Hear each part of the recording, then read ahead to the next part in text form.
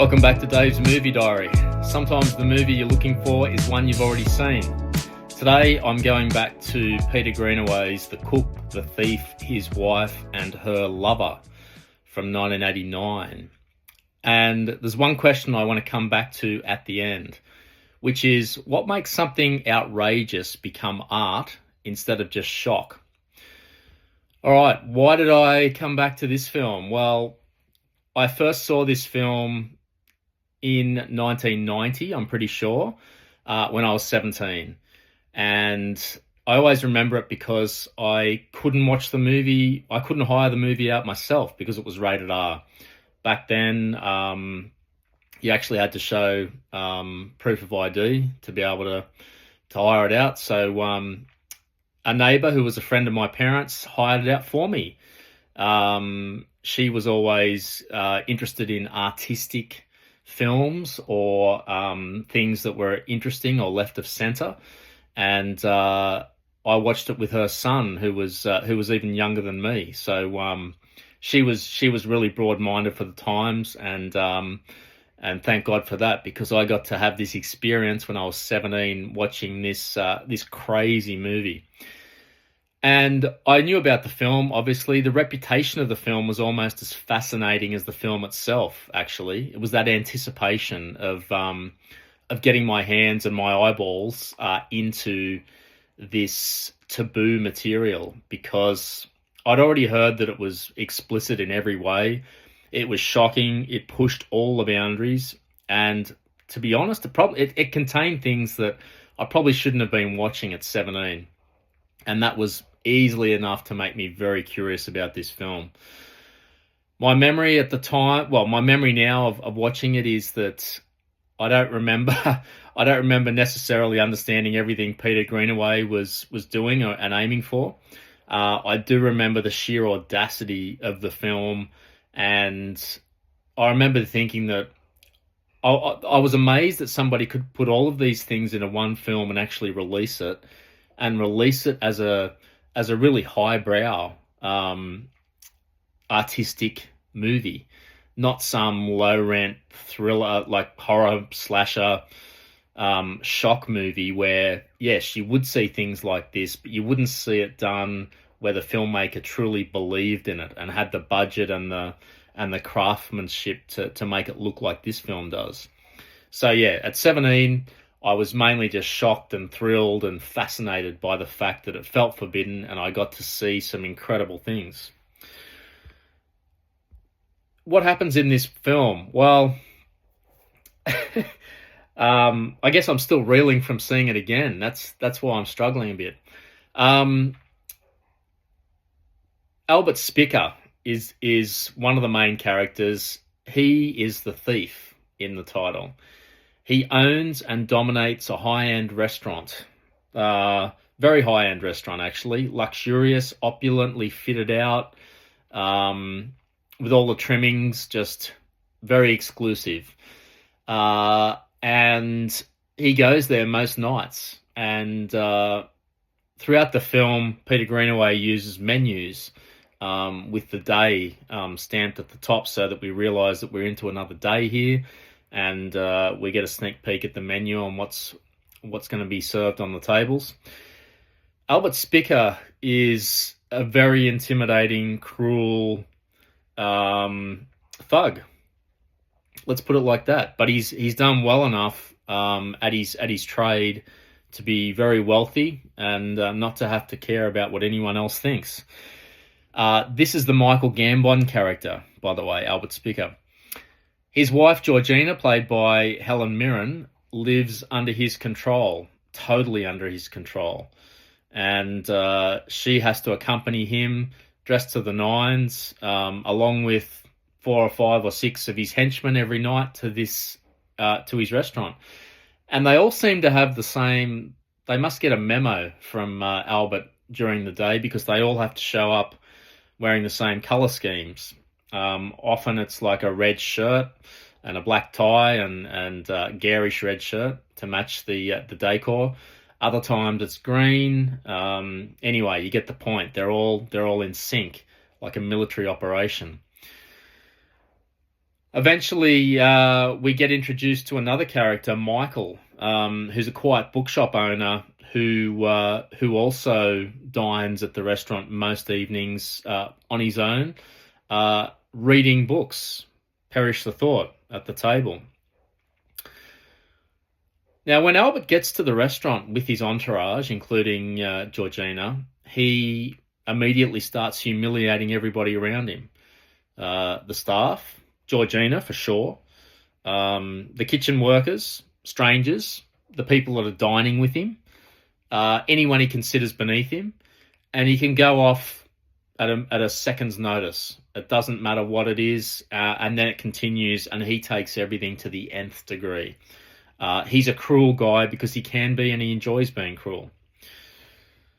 At some point in the first evening that we're treated to with Albert and Georgina and the entourage there, Georgina notices Michael, the quiet bookshop owner, who's sitting there calmly reading books, an intellectual, and they exchange glances and eventually meet up in the women's bathroom for an interlude that is interrupted by Albert, of all people, who's looking for her. Luckily, he doesn't find Michael. He does find Georgina and drags her out of there. But what develops over the course of the movie is that every night, Georgina and Michael do get together, and they start getting together back behind the kitchen in the bakery area, I think, for the most part, where the grains are, and they get right into it. And I mean, they get right into it, and we see the whole lot. And they're getting into it with the full knowledge of the cook and the French cook, and all the staff, and the staff routinely come in and look for ingredients while Georgina and Michael are right into it, and they don't even bat an eyelid, and everyone acknowledges that Georgina is married to a monster, and they feel sorry for her, and they're happy to encourage this cuckolding that's going on right under Albert's nose, and he has no idea about what's happening. He's too busy telling his lurid jokes and being cruel to all and sundry around him. Examples of his cruelty involve other diners there, and he wants more space for a bunch of dancers, exotic dancers that he's hired for the night. He wants them to move. They say, "But we're still eating." That leads to the gentleman who pushes back, getting all his food dumped over his head. He gets beaten. He gets dragged out of the restaurant by some henchmen, and who knows what happens after that. This happens every night, this sort of thing. And Albert is such an intimidating guy that no one can push back. Plus, he's got Tim Roth and Ciaran Hinds, among others, on his staff, so they're more than eager to lend a hand. Bunch of bullies led by a truly intimidating man. Georgina and Michael are having a great time every night. There's the real hint of danger thrown in there, and that makes their liaisons even more exciting, I'm sure. So their affair almost becomes a rebellion. And one of my favorite images is where the cook realizes that they're engaged in their lovemaking, and it's visible through the drapes that are there. So he pulls a much heavier curtain across to hide them. So the entire restaurant really is participating in the affair. I even got the sense that Ciaran Hinds knew about it too. He seemed to be onto them right from the get-go. He also gets humiliated by Albert at some point, and I wonder if he agrees to not say anything. He makes that deal with himself because he also wants Albert to be humiliated. So even his own men, I think, want him to be brought down a few pegs.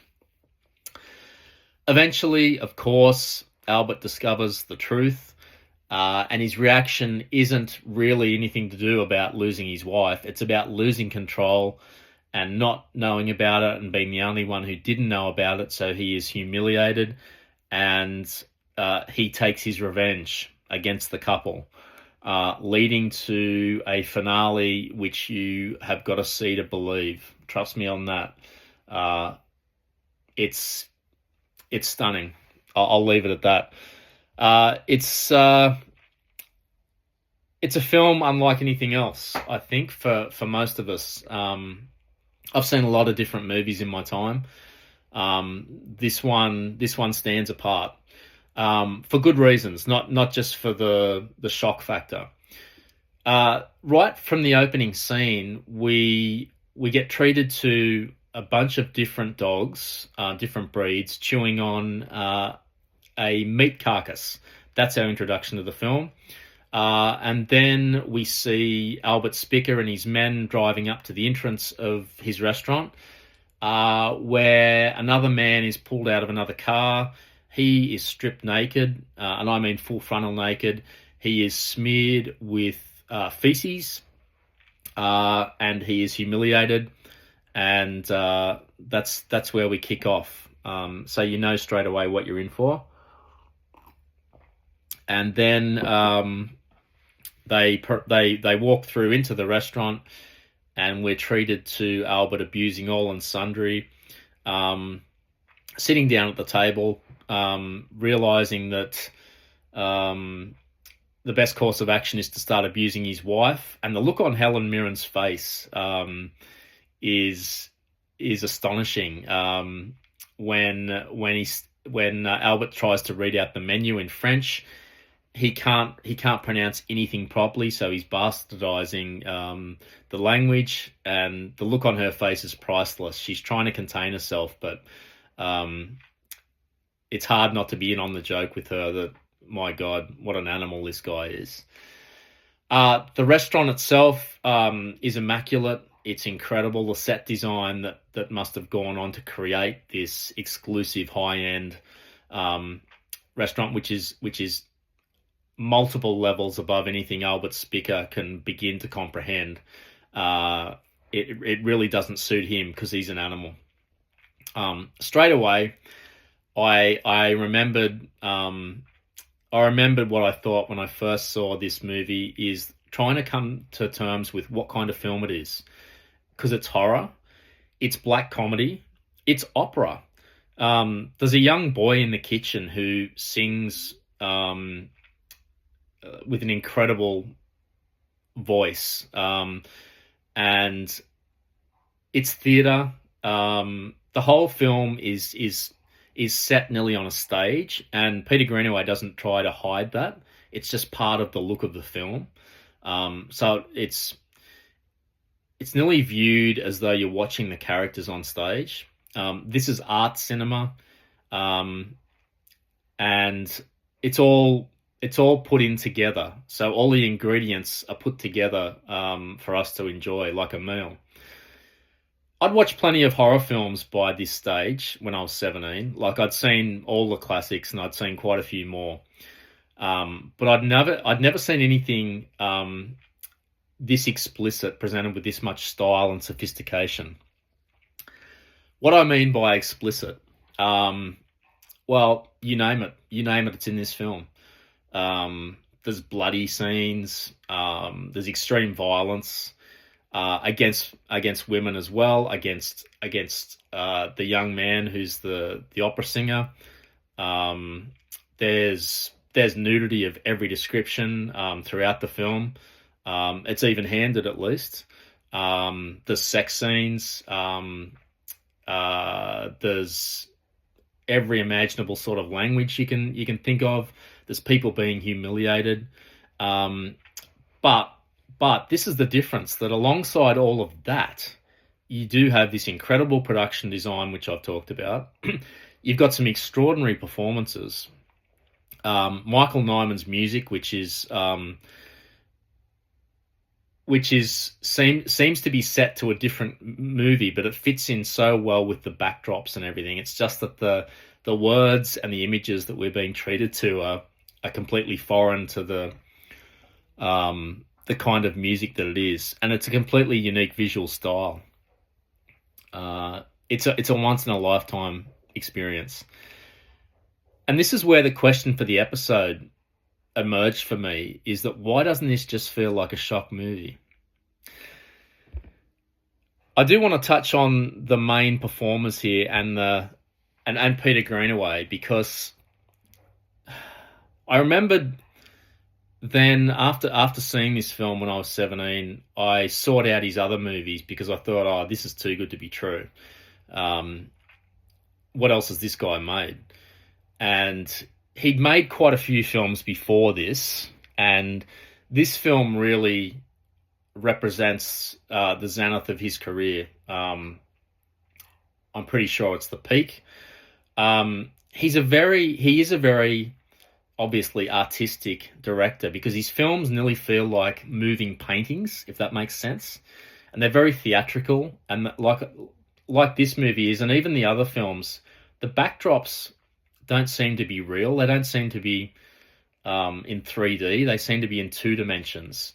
So it's very theatrical, like a stage show, and operatic, with lots of soprano singing or types of operatic singing in the background, and really elaborate visual compositions. So his world involves different uses of color. Architecture is another one. Definitely music and symbolism. And he gets great performances from all the actors. And the actors really have to believe in the material to be in films like this. You can't be in films this idiosyncratic without really believing in it. So all these elements are equally important in a Peter Greenaway film.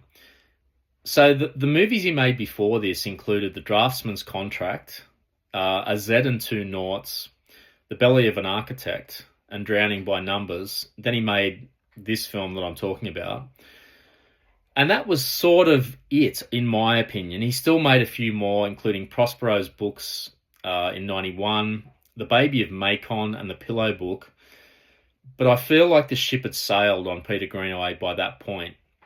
He really captured something of the 80s in the look and the feel of his films. He's a British director, by the way.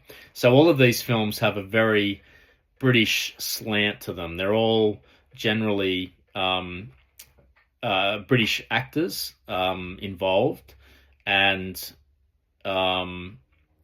it has a very Anglo-Saxon feel to it. Those earlier movies that I talked about are quite different to The Cook, the Thief, his wife, and her lover. I can remember especially watching A Z and Two Noughts, made in 85, and I probably watched it a couple of years after I saw this film. I couldn't make head or tail of it at the time. It's another one I want to see now and see if I can decipher it. It made no sense to me. The Draftsman's Contract was similar. I didn't come away with that with a great impression. I quite enjoyed The Belly of an Architect. It had Brian Dennehy in it, of all people. Teasel from First Blood, and opposite James Woods in Bestseller, and opposite Brian Brown in the FX movies. What else was he in? Semi-Tough with Burt Reynolds. The Jericho Mile. A big, beefy American, very American. And he's the Joker in the pack, because he is the architect. In the title, The Belly of an Architect. But I remember being really fascinated by that film. Haven't seen it since. I'd like to see that film again and see if it resonates. Drowning by Numbers, I remember being quite unusual too. I sat through all these films just because they were so different, and I thought, I don't know what I thought, that I owed it to Peter Greenaway to at least sit through his films, but I didn't understand what he was trying to do. But I did really enjoy this one, The Cook, the Thief, his wife, and her lover. It got quite an extended run on the art house cinema circuit here in Australia at the time. I can remember that. It was front and center in all those ads for the Sydney cinemas like Valhalla, and those kind of ones that were always showing Clockwork Orange and other forbidden films at the time. So yeah, for me, this is his most accessible film. It's probably his most famous one. It's his most shocking one. But it's still unmistakably his kind of film. And that's important because he's not simply using shock for shock's sake. There is enormous control behind the excess. It's meticulously planned. And when you see the film, you'll understand what I mean. Michael Gambon as Albert Spicker, possibly the greatest bully I've ever seen portrayed on film. Big call. He's not just violent, but he is. He's cruel for entertainment, the entertainment of his guests, but mainly for himself. He humiliates people because he can, and it's so juvenile. Like with Michael, the bookstore owner, he 2 or 3 times Albert walks past and just grabs one of the books that are on Michael's table and just throws them on the ground and then looks at Michael for a reaction, like something you'd see in Year 9. But Gambon is so good in this role, and it's because he doesn't play Albert like a cartoon villain, which would have been an easy trap to fall into. He completely believes in the character, and Albert thinks his behaviour is justified. He tries to justify it, but it's like a child. He's a big baby. He's an emotional child trapped inside this body of quite a powerful man. The irony is that everyone fears him, but nobody respects him. Nobody, especially not Georgina or his own men. Nobody. The cook definitely does not. The cook's great. He's a Frenchman, and he tries to talk to Albert as though he would understand what the cook's talking about. Albert just does not. He doesn't have the brains. It's great to watch the dynamic between them. Michael Gambon commits to the character completely.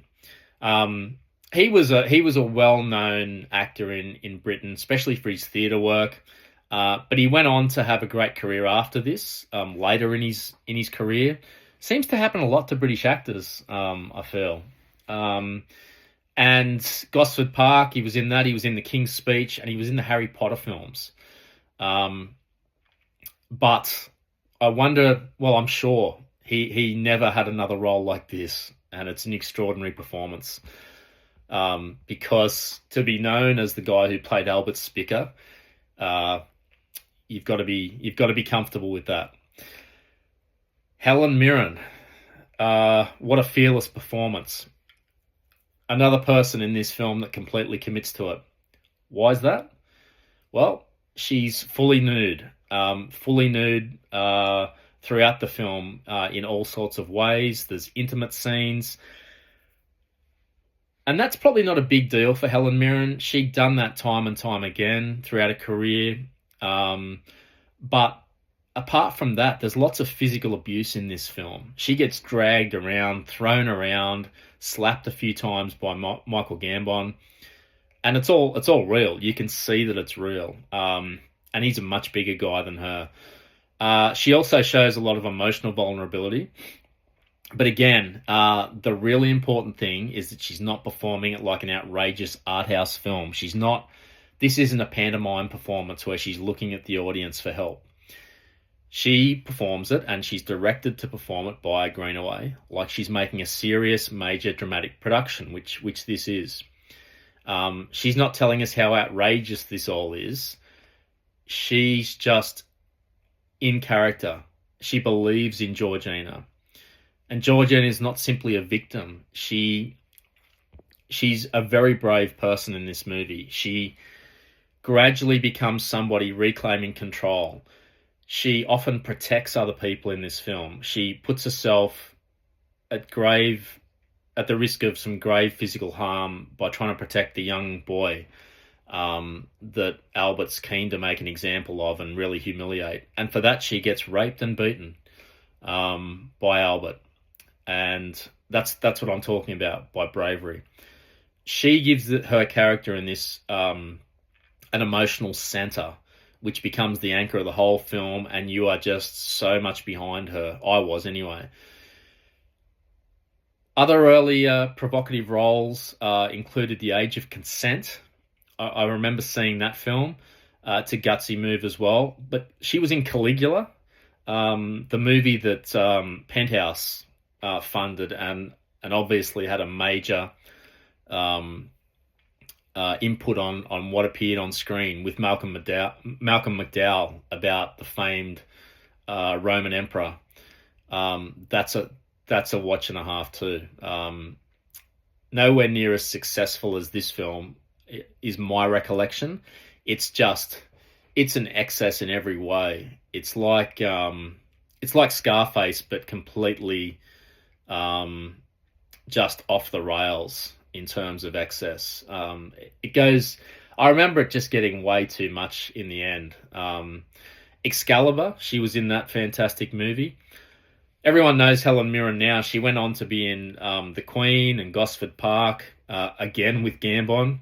So obviously hopefully they had a good relationship off screen, because they would need to, the way that Gambon manhandles her in this film. The fact that she could take roles this provocative and eventually become Dame Helen Mirren tells me something about just how extraordinary a talent was, and how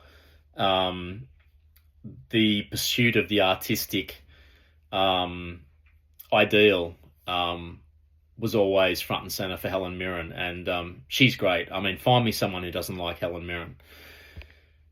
I just want to touch on some of the supporting players too, because they are important. Alan Howard's very important as the quiet bookseller Michael, who puts himself at risk with his pursuit of Georgina. Opposite to Albert, he's quiet, he's gentle, he's an intellectual, he's restrained, he's witty. Alan Howard plays this role and makes Michael completely believable, and makes him the perfect opposite to Albert. And much like Helen Mirren as Georgina, you're really wanting him to not just cuckold Albert Spicker, but to get away with it. Tim Roth, early role before Reservoir Dogs, 3 years out from that. Already showing a lot of versatility in this role. And on top of everything, comic timing. That boyish grin on his face, but a lot of intensity as well. It was a real glimpse of what was to come with Pulp Fiction and Reservoir Dogs and lots of other great films along the way. Ciarán Hinds too, an early appearance as Corey. Totally believable as one of the henchmen here, and I didn't recall him being in this film. I always think of him as the guy in There Will Be Blood, the offsider to Daniel Day-Lewis. Also, where else did I see him? Oh, he was in Miami Vice, I think. I think he's in Miami Vice as the detective that's trying to run the undercover operation that Farrell and Jamie Foxx stumble into. I think that's him as well. He's one of those guys that pops up a lot more than you'd realise. Anyway, he looks he's quite young in this one. So the power of this film for me is beauty and ugliness put together, and Greenaway constantly places opposites together. Beautiful, refined restaurant with the most disgusting, appalling behaviour you can think of, and some that you can't. Fine dining with an animalistic appetite. You should see the way that Albert Spicker and his cronies devour the food and where it ends up. Love, some really touching love scenes between Georgina and Michael, with some incredible cruelty towards all and sundry. There's a lot of culture here. There's some There's some incredible music. There's some incredible paintings, some artwork. And then there's the brutality, the Philistine nature of Albert and his men. There's a lot of sophistication for some of the characters, and then there's the vulgarity of Albert Spicker and his men. And above all, there's beauty and ugliness, and I don't need to tell you where that goes.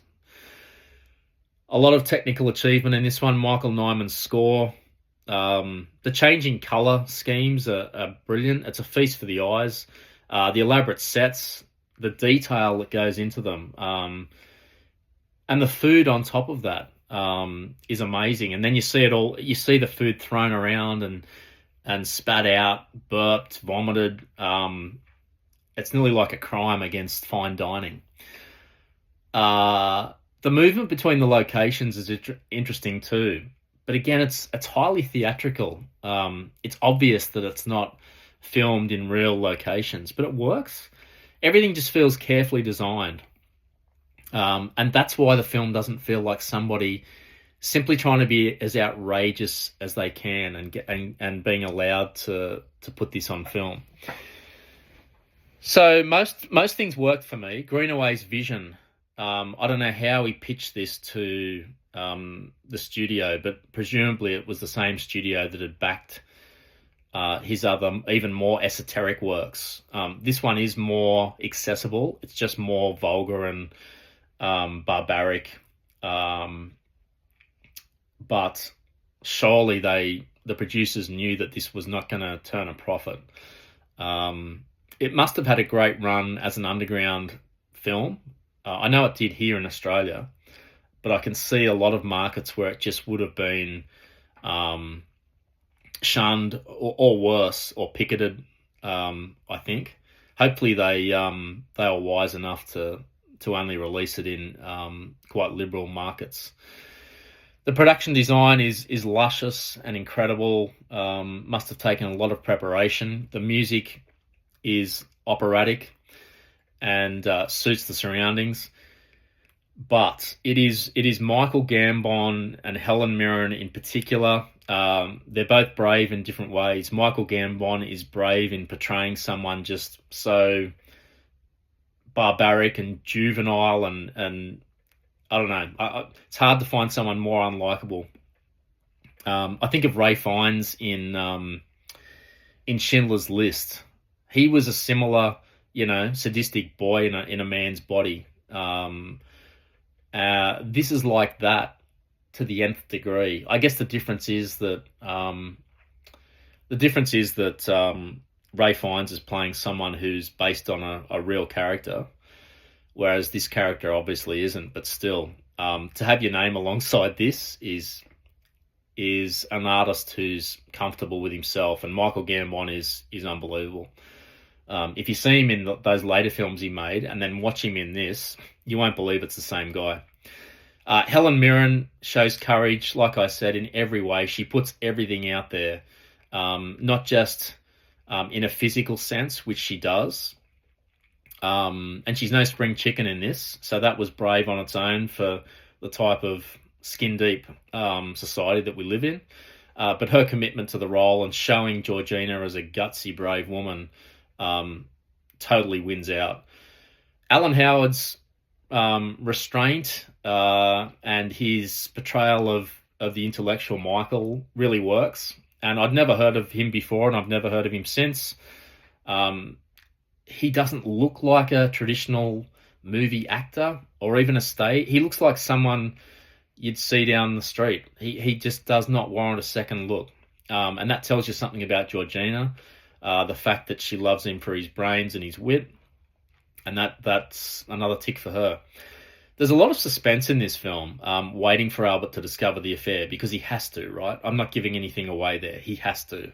Otherwise, there's no real point to this movie. There's a lot of suspense right from the get-go, from their first little liaison in the women's bathroom. I thought for sure they were going to get busted. Above all, this shows a lot of confidence by Michael Greenaway in his filmmaking. He had a few films under his belt for sure, but this is bravura stuff. It is the definition of bravura. The fact that it works, in my opinion, is a credit to Greenaway. The most important thing is that everybody believes in this film. Everybody involved in it. Nobody seems to be thinking, we're here to make an outrageous art house movie. They're all behaving as though they're making a serious, high-end dramatic film. And that's the way I take it. Helen Mirren's acting as though this is a mainstream prestige drama. So is Gambon. So what I'm saying is everyone believes in it to the nth degree. And I think that's what elevates the material beyond shock value. A couple of things didn't work for me. The singing boy at the start, it is striking and it is memorable. His character is memorable and he's got a really important part to play. Just the singing itself became a bit exhausting for me. I was pretty happy when it's about 78 minutes in that Michael tells him just to give it a rest for a while. And I'm thinking, good on you, Michael, but why didn't someone do this after the 8th minute? It's just tested my patience a little bit. The film's excess will test, undeniably will test a lot of people's limits. Some people just find this film too much, and that doesn't mean you're a prude, because this film's got everything. I haven't even talked about some of the things that are in this film, because that would ruin the finale. Trust me that it has everything you can think of that's taboo. So if you're not up for that sort of thing, do not watch this movie. You will hate it. It won't matter how good the performances are or the set design, you won't be able to stomach it, because you've got to have the ability to be very broad-minded watching this movie. But none of those things take away from the achievement for me. And for me, this movie worked on both levels. It was an achievement I can appreciate, but it entertained me as well. So I'm very happy. Lots of moments stayed with me from this one. Really, Albert's entrance says it all. The way he humiliates the guy outside, short of killing him. The look on Helen Mirren's face throughout this film when she's trying to deal with Albert, she's trying to think of the way, how do I deal with him this time? How do I push back without getting bashed or worse? Great sort of comic performance as well, but black as black, charcoal personified.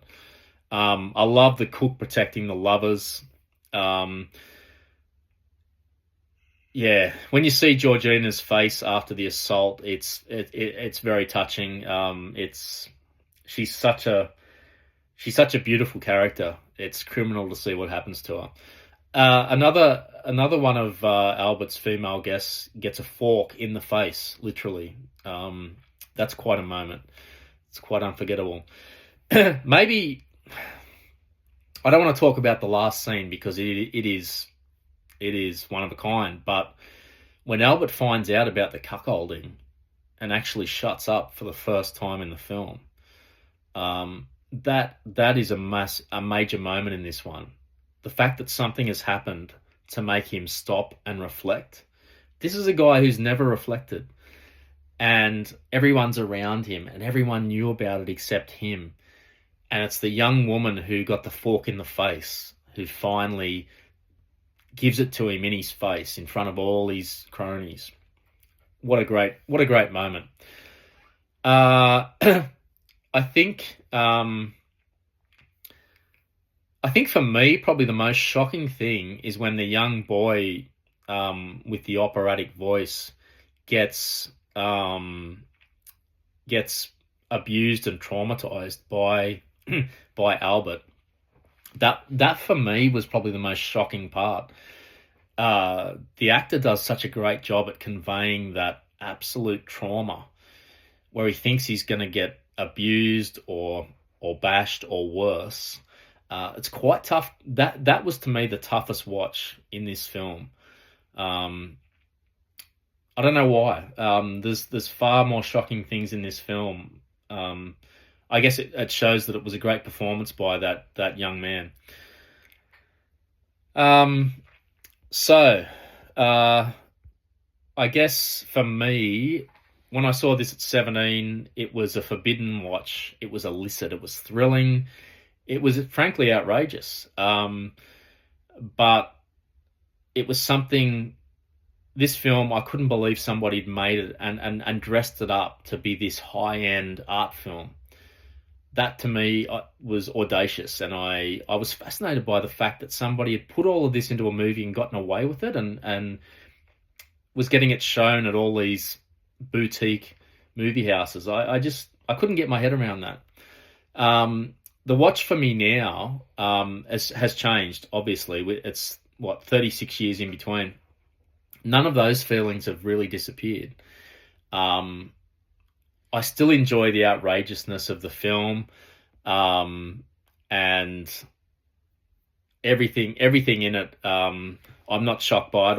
I've got a pretty broad minded approach to this. I see this as a work of art. I don't see it as real. So I can put up with just about anything. And I think now I can also see the achievement behind the outrageousness, and think about what it must have taken to get this film from start to finish. And I can really appreciate Greenaway's direction. Really, um, just marvel at the performances and the commitment and the way it looks. The script is really witty. It's really witty because it's Albert Spicker's lines are written perfectly, that you could see him saying that, but you could see why they would land, the jokes would land with the type of numbskulls that are with him, but with other normal people, you'd see what a bore this guy is. But for me, it's really the complete commitment of everybody involved that I'm in awe of. Because if I'm trying to think in 1988 or 89 when they were filming this, and Helen Mirren's going to a party, and someone says, "Oh, Helen, what are you working on at the moment?" And if she told them what she was working on, I'd love to have seen the looks on the faces of the people there. But if they know Helen Mirren, I guess they would know that she is fearless as an artist. So, a date film, I think it is with the right person. I wouldn't do a Travis Bickle and take someone you don't know too well to see this as a first date movie. You need to be 110% sure that your date is open-minded and can appreciate what Greenaway is doing. There's plenty to talk about afterwards. Trust me on that. There's lots. Apart from the shock, what happens in the story is compelling enough. It's not a hangover film either. It's too garish and intense and confronting and visually overwhelming. It'll probably send you straight back to whatever liquid or substance put you in the hangover in the first place. It is a watch-alone film for sure. You can laugh and not feel guilty about it, because if you laugh in front of someone, some of these scenes, they might make judgments about you. You can be shocked and be okay with that. You can admire it. You can be uncomfortable. You can react honestly, is what I'm trying to say, without worrying about the judgment coming from anybody else. So, returning to my opening question, what makes something outrageous become art instead of just shock? I think it's because everybody involved believed in this film completely. From the set design, the directing, the acting, the script, the music, everything's operating at a really high level of professionalism. It's not treated as an artistic horror movie, which it kind of was maybe even thought of or marketed as. I can't remember, but I remember, I mean, they just didn't know how to classify this film. But like I said, Helen Mirren just performs like it's another mainstream, high-end dramatic film. So does Gambon. And the belief in this project is what works for me. If they'd gone in saying, let's just try and throw every shocking thing we can think of on film, it wouldn't have worked. But the story's really strong. At its heart, it's a, forbidden love, and an escape from an absolute brute of a guy. The belief in the product elevates it. So at 17, I loved this movie because it was illicit and I couldn't believe that someone had put this together. Now I love it because I can understand how difficult it was to make something this outrageous work and to entertain me. So that's a big win. So maybe that's the real difference between a film that's merely shocking and one that becomes art. All right, that's what I thought about The Cook, the Thief, His Wife and Her Lover. Highly recommended if you're into fearless filmmaking and likely some things that you've never seen before, all wrapped up in a great story. So that's it. Check it out. And as always, thanks for listening and see you next time.